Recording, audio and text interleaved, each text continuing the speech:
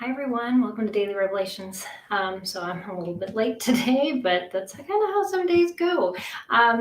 So today we dug into Nehemiah 5 again and talked about misuse of power. And that kind of is what I'm going to talk a little bit about today, but I'm going to talk about the origin of where that misuse and leaders who kind of go astray sometimes how they get there. And so we see two different kinds of leaders introduced in Nehemiah 5, and we've kind of been understanding that they're there all the way through this book, but we get a distinct view of the leadership that Nehemiah provides, as well as these nobles and leaders that he pulls aside and said, wait, what you're doing should not be done. But why?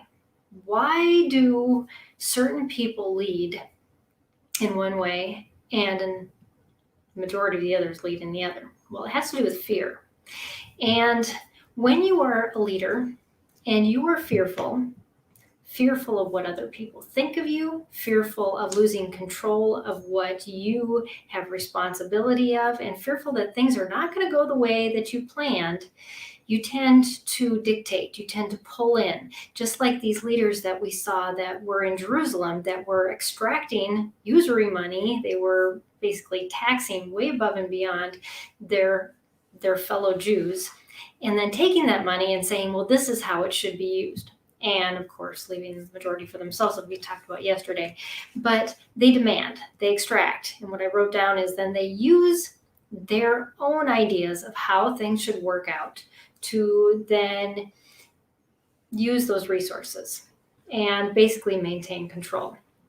Now, Nehemiah chose to lead in a completely opposite way, basing his fear not on the fear of losing control or losing the ability to get the money that he needed for all these different projects. He based his leadership on the fear of the Lord. And how did that look? It was completely different. And leadership based on the fear of the Lord is going to look completely different. It's going to look like this instead. You stir up the people to have them turn to God for direction, not to you. You're not setting any of the standards. God sets the standards alone. And you trust that God is going to change people's hearts so that they do that. What he basically told the priests in Nehemiah 5 was, stop telling people they have to give you money. Because the way that God set up the law was that people were to give, they were to tithe, to support the church, to support the temple, and support all the things that went on, as well as the priests. And guess what? When we live by God's way, God will stir our hearts, and he will cause us to want to give, and usually way more than we would have given had it been requested or demanded from us.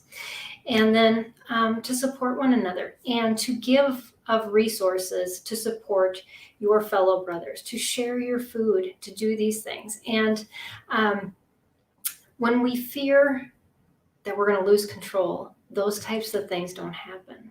We become more greedy.